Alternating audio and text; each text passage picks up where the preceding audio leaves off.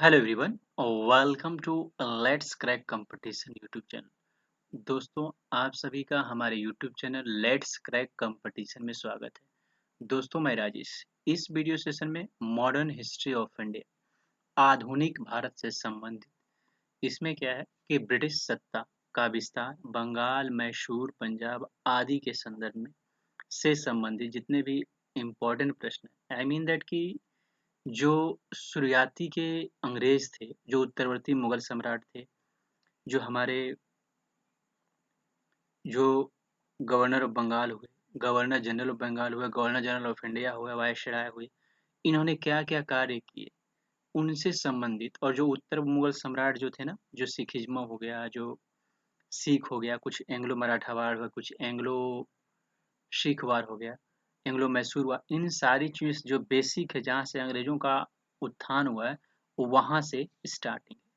ठीक है दोस्तों, ऑलरेडी मैं 5 पार्ट्स अपलोड कर चुका हूँ दोस्तों। So my name is Rajesh and दोस्तों, subscribe my channel let's crack competition. चलिए शुरुआत करते हैं। पहला क्वेश्चन है कि किस मुगल बादशाह ने 1773 ईस्वी में बिहार की सूबेदारी बंगाल के नवाब सुजाउद्दीन को प्रदान की? ठीक है, तो किस मुगल बादशाह ने 1733 ईस्वी में बिहार की सूबेदारी, बिहार की जो सूबेदारी है बंगाल के नवाब को, बंगाल का नवाब नवाब कौन था, सुजाउद्दीन को प्रदान की? तो उसका नाम था Mohammad Shah Rangila. Option C the correct answer. ठीक है, तो किस मुगल बादशाह ने 1773 ईस्वी से 33 ईस्वी में बिहार की सूबेदारी, ठीक है, बंगाल के नवाब सुजाउद्दीन को प्रदान की?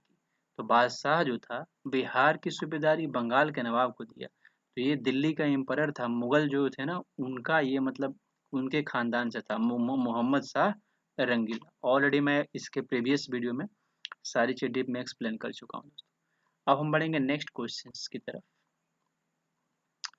बंगाल के किस नवाब ने यूरोपीय लोगों की तुलना मधुमक्खी के छत्तों से की, जिसे यदि न छेड़ा जाए तो शहद देगी, पर यदि छत्ते के साथ छेड़छाड़ की गई तो मधुमक्खियां काट काट कर प्राण ले सकती हैं?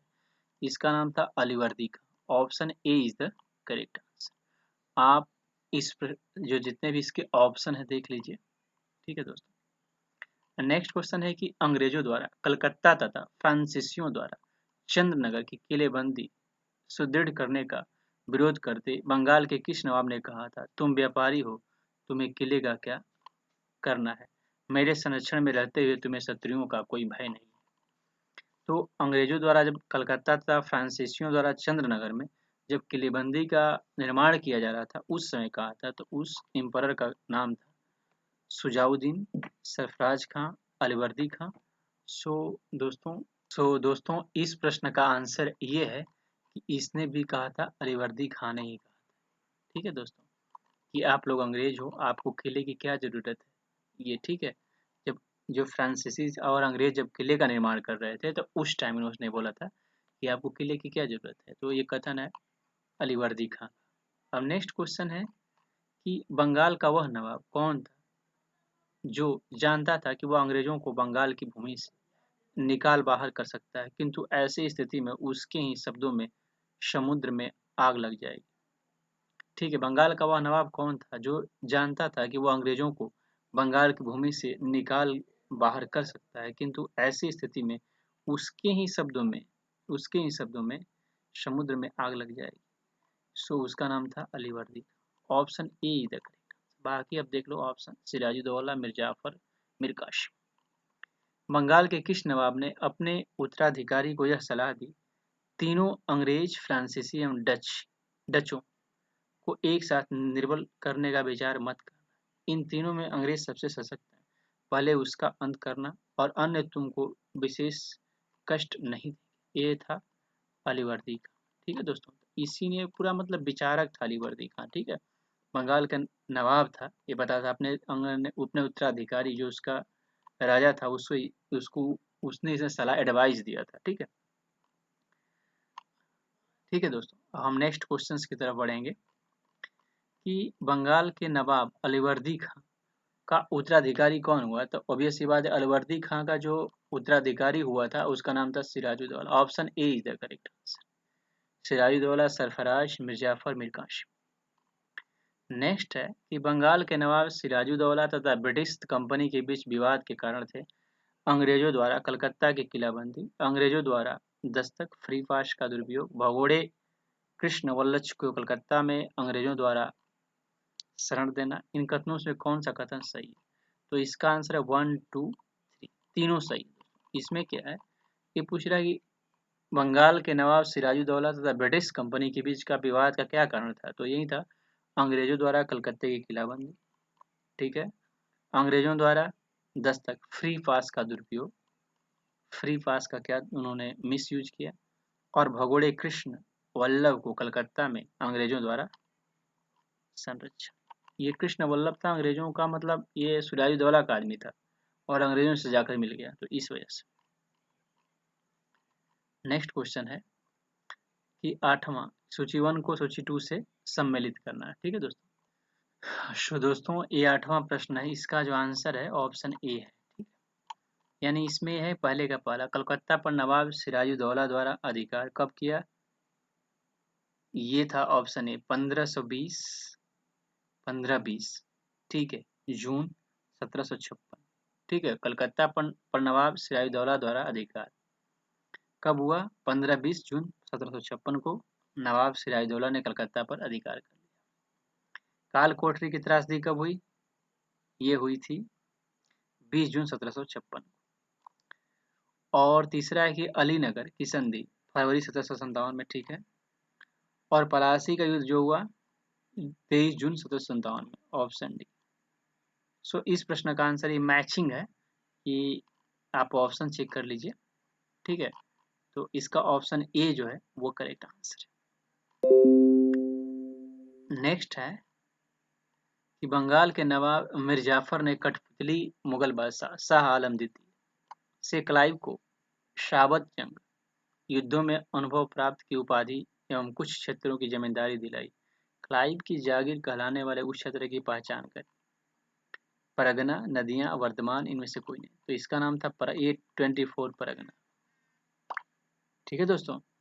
तो बंगाल के नवाब मिर्जाफर ने कठपुतली मुगल बादशाह शाह आलम द्वितीय से क्लाइव को मुगल बादशाह शाह आलम द्वितीय से क्लाइव को शाबत जंग युद्धों में अनुभव प्राप्त की उपाधि एवं कुछ क्षेत्रों की जमींदारी दिलाई।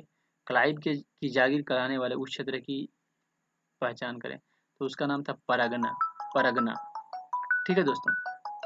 सो दोस्तों हम बढ़ेंगे नेक्स्ट क्वेश्चन की तरफ कि बंगाल के नवाब मीर कासिम को मुर्शिदाबाद के स्थान पर मुंगेर को राजधानी बनाया, क्योंकि इसका देखिए इस प्रश्न का आंसर है, इनमें से मुंगेर के रणनीतिक वातावरण से वो बहुत प्रभावित था। बंगाल के गवर्नर वेंसीटॉट ने उसे ऐसा करने के लिए दबाव डाला था। वह मुर्शिदाबाद के षड्यंत्र, ये ऑप्शन ये होगा, वह मुर्शिदाबाद के षड्यंत्रमय वातावरण तथा कलकत्ता से दूर रहना चाहता था ताकि अंग्रेज हस्तक्षेप न कर सके।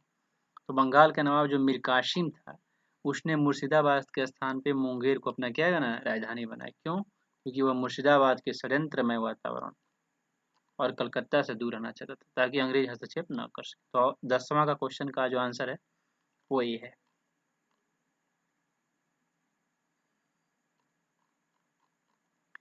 बंगाल के किस नवाब ने ब्रिटिश कंपनी के गवर्नर को लिखा, आपके भद्र पुरुष इस प्रकार व्यवहार करते हैं, वे समस्त देश में गड़बड़ी फैलाते हैं, लोगों को लूटते हैं तथा मेरे अधिकारियों का अनादर करते हैं तथा उन्हें शारीरिक यातना। बंगाल के किस नवाब ने ब्रिटिश कंपनी गवर्नर को लिखा? तो इसका नाम है मीर कासिम। मीर कासिम ने एक खत लिखा, ठीक है। अब हम बढ़ेंगे नेक्स्ट क्वेश्चन की तरफ कि बंगाल के किस नवाब ने 2 वर्षों के लिए सभी व्यापारियों के लिए समस्त व्यापारी करों और चुंगियों को खत्म कर एक बड़ा असाधारण कदम उठाया था?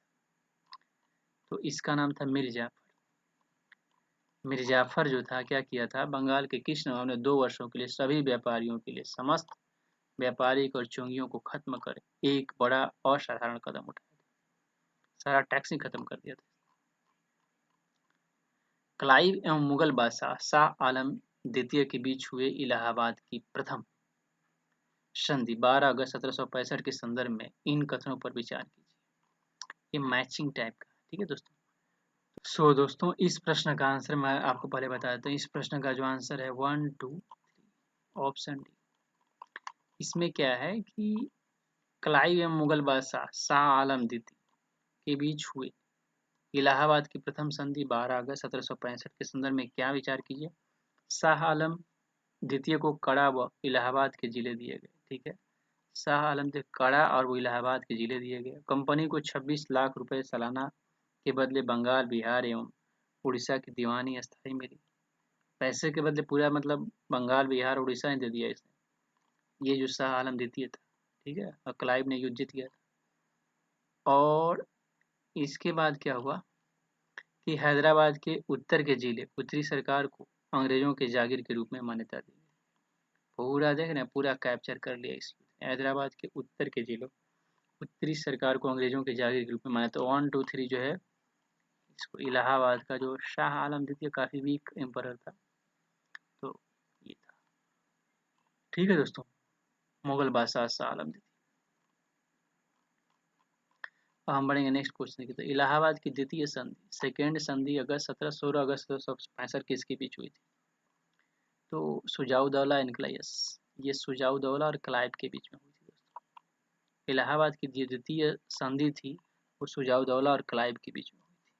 ठीक है, अवध का नवाब था सुजाउद्दौला और बंगाल का तो था सिराजुद्दौला। सुजाउद्दौला और क्लाइव के बीच में हुई थी इलाहाबाद की द्वितीय संधि। फिर है कि कर्नल क्लाइव का गधा या सियार की संज्ञा किसे दी गई थी। कर्नल क्लाइव का गधा या सियार की संज्ञा सिराजुद्दौला को, मीर जाफर, मीर कासिम, नजीमुद्दौला। तो दोस्तों इस प्रश्न का आंसर है कि कर्नल का क्लाइव गधा या सियार। तो दोस्तों नेक्स्ट क्वेश्चन है कि कर्नल क्लाइव का गधा या सियार किसको है। सिराजुद्दौला, मीर जाफर। मीर जाफर को क्या कहा जाता है, कर्नल क्लाइव का गधा या सियार। ठीक है, सिराजुद्दौला, मीर जाफर, मीर कासिम, नजमुद्दौला। ठीक है, दोस्तों अब हम बढ़ेंगे नेक्स्ट क्वेश्चन। कलकत्ता की सुप्रीम कोर्ट के एक न्यायाधीश ने बंगाल के किस नवाब को भूसे से भरे एक बैताल फैंटम के रूप में उल्लेखित किया। भूसे से भरे एक बैताल फैंटम के रूप में उल्लेखित किया। कलकत्ता की सुप्रीम कोर्ट ने किस कोर्ट के एक न्यायाधीश ने बंगाल के किस नवाब, मीर जाफर, नजीमुद्दीन सैफुद्दौला एंड मुबारक दौर। तो इसका नाम मीर जाफर था। मीर जाफर को क्या बोला ना, कलकत्ता की सुप्रीम कोर्ट के एक न्यायाधीश ने बंगाल के किस नवाब को भूसे से भरे एक बैताल फैंटम के रूप में उल्लेखित किया। मीर जाफर को। इसमें देख रहे हैं मीर जाफर की कितनी खिंचाई हो रही है। इसे क्लाइव का गधा या सियार कहा जाता था। 17वां है कि कर्नल माल्सन ने कहा कंपनी के अधिकारियों का अब एक ही उद्देश्य है, जितना लूट सको लूटो, और यही है कि वह सोने की एक ऐसी थैली जिसमें जब भी जी चाहे हाथ डाल दो। इसमें वह किसके लिए प्रयुक्त किया गया है। सिराजुद्दौला, मीर जाफर, मीर कासिम, नजमुद्दौला। दोस्तों इस प्रश्न का भी आंसर है मीर जाफर। ठीक है, कर्नल मार्शन ने कंपनी के अधिकारियों का भी एक ही उद्देश्य है, जितना लूट सको लूटो, यही है वह यह है कि वह सोने का एक ऐसी थैली है जिसमें जब जी चाहे हाथ डालो। इसमें यह में वह किसके लिए प्रयुक्त किया गया। वह सोने की एक ऐसी थैली है जिसमें जब जी चाहे हाथ डाल लो। तो ये मीर जाफर की, मीर जाफर मतलब पूरा अंग्रेजों का गुलाम ही था। ठीक है, अब नेक्स्ट क्वेश्चन है, किसने फ्रांसीसी विशेषज्ञों की मदद से डिंडीगुल में एक आधुनिक शस्त्रागार स्थापित किया था। हैदर अली। तो हैदर अली की सहायता से। ठीक है दोस्तों, किसने फ्रांसीसी विशेषज्ञों की मदद से डिंडीगुल में एक आधुनिक शस्त्रागार, तो डिंडीगुल में इसने किया था हैदर अली ने। नेक्स्ट क्वेश्चन है, किसने घोषणा कर रखी थी कि यह अंग्रेजों को पहले तो अकाट से निकाल बाहर करेगा, अंततः भारत से। चंदा साहिब, मोहम्मद अली, हैदर अली। हैदर अली ने किया। किसने घोषणा कर रखी थी कि यह अंग्रेजों को पहले तो अकाट से निकाल बाहर करेगा, अंततः भारत से। This is the answer, option C, Haidar Ali. Next question है कि सूची 1 को सूची 2 से सम्मिलित कीजिए। ठीक है दोस्तों,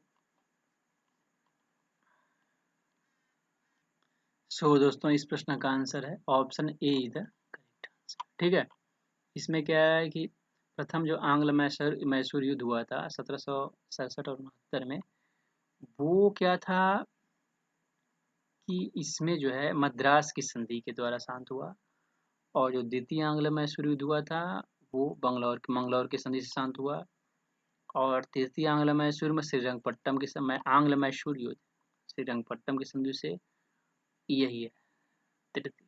मद्रास की संधि, मंगलौर की संधि और श्रीरंगपट्टम की संधि। तो यही देखो ABC। तो दोस्तों subscribe my channel, like comment and share. ठीक है दोस्तों, जब प्रथम आंग्ल मैसूर युद्ध, सेकेंड आंग्ल मैसूर युद्ध, थर्ड आंग्ल मैसूर, एंग्लो सिख वार, एंग्लो मराठा वार, फर्स्ट सेकेंड थर्ड फोर्थ। सो दोस्तों like comment and share my channel, let's crack competition. Thank you दोस्तों once again।